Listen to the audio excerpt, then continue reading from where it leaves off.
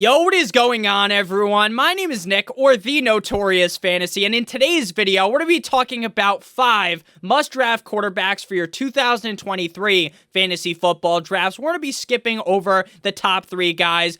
Jalen Hurts, Pat Mahomes, Josh Allen. We all know that everyone already likes them. So we're going to be going with 5 quarterbacks after the top 3 that I think you guys should be drafting in your 2023 fantasy football drafts. But before we can get into things, if you guys do end up enjoying today's video, please make sure you hit that subscribe button down below. If you are new, whether you are new to the channel or not, please make sure you leave a like on today's video. It would help me out a ton. If you want to follow me on Twitter, please do so at NotoriousFantasy. So without further ado, let's get into my 5 must-draft quarterbacks for the 2023 fantasy football season. We begin with my first must-draft quarterback, Justin Fields of the Chicago Bears, current underdog ADP quarterback 6 at pick 49.6. Last year, he was the quarterback 6 on the season and the quarterback 6 in points per game, tied with Lamar Jackson. He played in 15 games last season, having 318 passing attempts, 21.2 per game, number 27, 2,242 passing yards, 149.5 per game, number 26, 17 passing touchdowns at a 5.3% rate, 16th,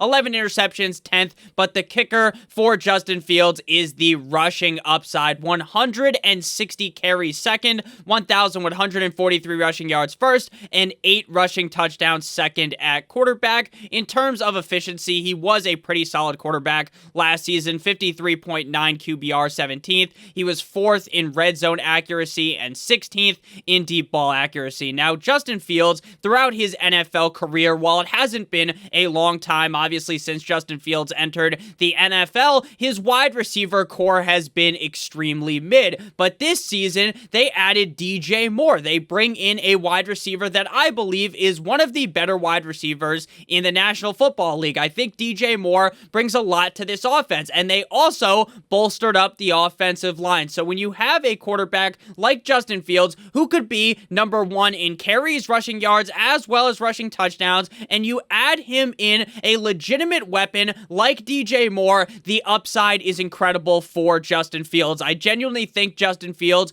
could finish the year as the quarterback number 1 in fantasy football, because we all know how overpowered it is to be a quarterback that is great at running the football. Justin Fields is going to go out there and increase his passing yards, increase the passing touchdowns, hopefully don't throw 15,000 interceptions, and he has the upside to be the number 1 quarterback. In any given game, this man could run for over 100 rushing yards and multiple touchdowns. Again, I think this Chicago Bears weapon room, while it's far from the best in the NFL, it's a lot better than what he had in previous seasons. So I'm a big fan of Justin Fields, and I think that this is the year where he cements himself as a quarterback that people actually respect, because last year, despite the fact that this guy was butt-fucking defenses week in and week out, it seems like people are still throwing disrespect on his name. I would draft him as high as the quarterback 5, or sometimes maybe even the quarterback 4 off the board, and I think his upside, again,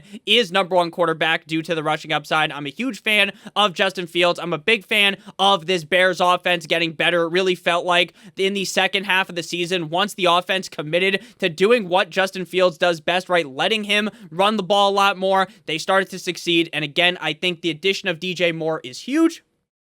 I think Justin Fields has a tremendous season in 2023 and has the upside to be the number 1 quarterback. At number 2, we have my guy Tua Tagovailoa of the Miami Dolphins, current underdog ADP quarterback 10 at pick 91.3. He's the quarterback 15 last season and the quarterback 12 in points per game. He played in 13 games last season. As we all know, he suffered multiple concussions, 400 passing attempts, 30.8 per game, number 18 at quarterback, 3,548 passing yards, 272.9 per game, number 12, 25 passing touchdowns at a 6.3% rate, 8th at quarterback, 8 interceptions, 20th, with 24 carries, 70 rushing yards, and 0 rushing touchdowns. Now, I would argue that Tua probably could have put up better rushing yards and 4 carries and maybe even a couple of touchdowns, but the problem is, since Tua dealt with all of those injuries, As a Dolphins fan, I hope he doesn't try to run into the end zone. He came back against the Steelers and looked like he wanted to run a defender over last year or the season prior in 2021. He laid the hit stick, like his name was Derrick Henry, onto a Jets defender, so we know he has some rushing upside,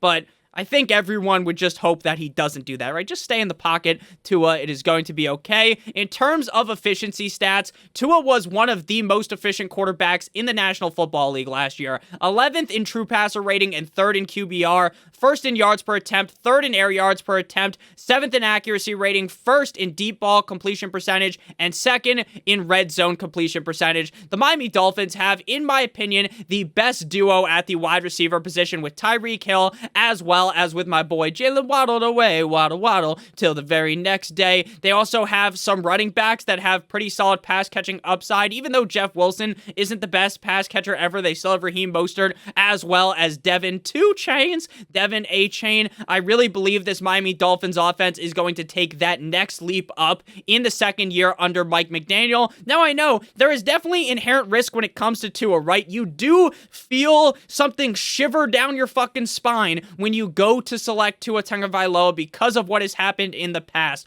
And I do genuinely really preach early on in fantasy football drafts. I say this all the time. I might sound like a broken record if you've watched videos before, but I preach throwing that condom over your team, being incredibly safe early on, rock the Trojan. But as you get deeper and deeper into the draft, you want to take those risks. And I get it that Tua doesn't have this crazy rushing upside, but in an offense loaded to the fucking gills like the Dolphins, with an offensive line that I think is going to be not completely terrible, slightly better, I think Tua Tagovailoa has the upside to finish inside the top 5 at the quarterback position. The only thing pushing me away from being top 3 is that he would really have to just turn into the second coming of Patrick Mahomes because he doesn't have that rushing upside. But again, I am in love with this offense. I really think the upside is immense this season for the Dolphins, and I think they have the upside to be one of the best teams in the National Football League. Sadly,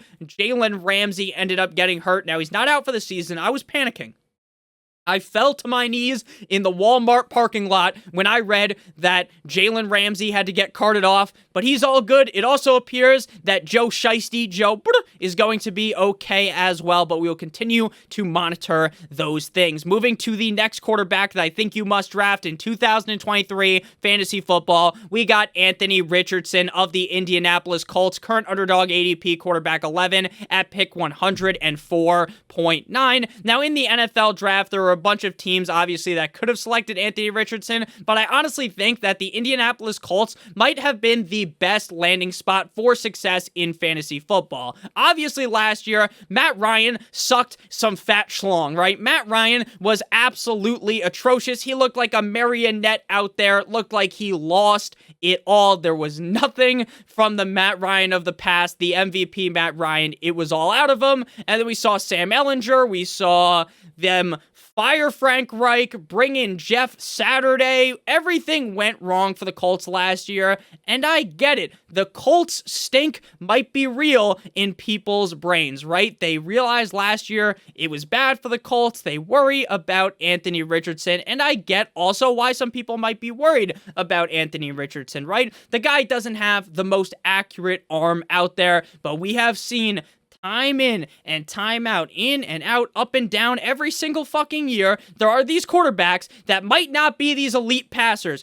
Justin Fields, wink, wink, right? These guys that don't have the best weapons that are able to succeed because they can run the ball so much. Their new head coach, Shane Steichen, was the offensive coordinator when Jalen Hurts was taking deuces on the chest of defenses in Philadelphia last season. They have Gardner Minshew there. Sure, maybe Gardner starts a game or two, but I have made it very clear I don't even think that's going to happen. I think AR-15 is going to be the guy from game 1 on. If you look at his stats in college, 12 games played in 2022 with the Florida Gators, 327 passing attempts, 2,549 passing yards, 7.8 yards per attempt, 17 passing touchdowns with 9 interceptions. But the important thing here, 12 games played, 654 rushing yards. On Player Profiler, this motherfucker ranks number 1 all time for all of the quarterbacks charted in athleticism. Again, I understand that Anthony Richardson isn't going to go out there and slice a defense up like his name was O.J. Simpson. But what I do believe is that he has that elite ceiling in fantasy football because of the rushing upside. Again, I know some people poo-poo the fact that the quarterbacks get such an advantage for rushing the ball, but hey, that's how fantasy football works, and we're going to be taking advantage of that by drafting Anthony Richardson again on Underdog, quarterback 11 off the board. But I'm thinking in a lot of redraft leagues, especially in more casual leagues, Richardson might be like quarterback 17, 18 off the board, which would be a huge steal. I do understand, though, if you draft Richardson, if you want to go ahead and draft another quarterback later because you're nervous about maybe the beginning of the season, you can go ahead and do that. I'm probably not going to, but if we get to later August and it's like, hey, Anthony Richardson might not start the first game, then obviously I want to draft another quarterback with him. Moving to my 4th must-draft quarterback, we got Danny Dimes of the New York Football Giants, Underdog ADP quarterback 14 at pick 114.9. But before we can break down Daniel Jones as well as the must-draft quarterback numero 5, I would like to give you guys a quick word for our friends and our sponsor over at Underdog Fantasy. If you don't know what Underdog Fantasy is, it is the best place to play best ball fantasy football this summer. Best ball is the best part about fantasy football. It's the draft, and that's it. You do your 18-round draft. There's no waivers, there's no trades, and there is no in-season management. You don't edit your lineup because at the end of every single week, Underdog automatically throws the highest scores into your lineup for you. Now, if you want to play in something that is more similar to your at-home league, you can join you plus 11 other players, a 12-team league for as low of a buy-in as $3, and the first 2 places come out with money. I am more about playing in the big tournaments like Best Ball Mania 4, $25 to enter, 150 max entries, $3 million to first place, $15 million in total prizes, the biggest fantasy football contest ever. If this sounds interesting, you want to join in, and you are new, please use promo code Notorious or click on the link in the video description for a first match deposit bonus of up to $100. So you deposit $100, they'll give you an additional $150, an additional $50, $25, an additional $25. Make sure you guys check that out. Back into things, back with Danny Dimes, Danny stumbles, Danny fumbles, quarterback 9 last year, quarterback 10 in points per game. Now, entering into last season, there was a big question mark on Daniel Jones because while in his rookie year, to be honest, he looked like, wow, I didn't think coming out of college, like maybe the Giants whiffed on this pick. But his rookie year, he had some really solid games. And it was just eh. And then last year, Brian Daboll fucking shape-shifted this guy into a much better quarterback. He played in 16 games. He was 14th in passing attempts, 15th in passing yards, 21st in passing touchdowns with 15 at only a 3.2% rate. I think the 5% passing touchdown rate is pretty normal. And based upon how Daniel Jones played, I think that number should go up closer to 5. The wide receivers Daniel Jones were playing with last year, it was a disaster. I know entering into this season, it's not like they added fucking Randy Moss to the Patriots back in the day, right? They didn't do something like that, but I think the weapons got to be better, and I think Darren Waller is going to be a big help for Daniel Jones. There's already been a lot of clips, a lot of talk out of training camp for the Giants that Darren Waller is just dominating in the end zone. Darren Waller is making it look easy, and if Darren Waller is able to stay healthy, that could be a huge boost for Daniel Jones's upside in the red zone. 5 interceptions, though, last year, so I know the passing touchdown number wasn't incredible, but he only threw 5 interceptions, so it's clear that that boneheaded plays that Daniel Jones, his fucking Jameis Winston bullshit, where you just shouldn't throw the ball and he throws it, right? Maybe that is in the past for Daniel Jones under Brian Daboll. 120 carries, 4th, 708 rushing yards, 5th, and 7 rushing touchdowns, 3rd. Daniel Jones doesn't run it like Anthony Richardson, like Justin Fields, like Jalen Hurts, like Mike Vick, like Lamar Jackson. He runs much slower, but he runs with aggression. He's got that Derrick Henry dog in him where he could just run you over, hit you with the hit stick. I'm a big fan of Daniel Jones, and I'm a big fan of this Giants offense. For fantasy, again, another scenario where I still don't think Daniel Jones is the greatest passer ever, but the rushing upside is so important. Interesting efficiency stats, though. Daniel Jones, despite the weapons being pretty shit around him, 8th in true passer rating, 7th in QBR, 5th in accuracy rating, 1st in completion percentage, and he ranked top 10, 9th in drop passes, so hopefully the wide receivers start to wake up. I'm a huge fan of Isaiah Hodgins, and I think Jalen Hyatt could become something great, but early on reports about Hyatt are maybe it's going to take some time until he cracks the actual lineup. Career highs in 2022, he threw his most passing attempts, most passing yards, most yards per attempt, most completion percentage, his highest completion percentage, most rushing yards, most rushing touchdowns. Again, the weapon core doesn't make you just be super excited. It's Hodgins, Wan'Dale Robinson, Darius Slayton, Saquon Barkley, Sterling Shepard, Darren Waller. Sure, again, not the best wide receiver core in the NFL, but I think that's his best wide receiver core in his career, if I'm being honest with you. Again, I think Brian Daboll has really turned Daniel Jones into a much better quarterback, and I think he could get even better in 2023. Final quarterback here, must draft quarterback number 5. We got Geno Smith, quarterback of the Seattle Seahawks, underdog ADP, quarterback 15 at pick 115.5. Now, despite the fact that I was as down as possible on Geno Smith last year, I thought horsecock Drew Lock was going to be throwing his schlong into the lineup last year, and he was going to be the starting quarterback because everything I've seen out of Geno his whole entire career, I thought he was bad. I didn't think that Geno Smith was very good, but, you know, haters wrote him off, and he didn't write back, right? Quarterback 5 last season, quarterback 11 in points per game, 17 games played in 2022, 9th in passing attempts, 8th in passing yards, over 4,000 passing yards. This motherfucker pulled something out of his ass because he threw 30 passing touchdowns at a 5.2% rate, 4th, 11 interceptions, 10th. He almost had 69 carries.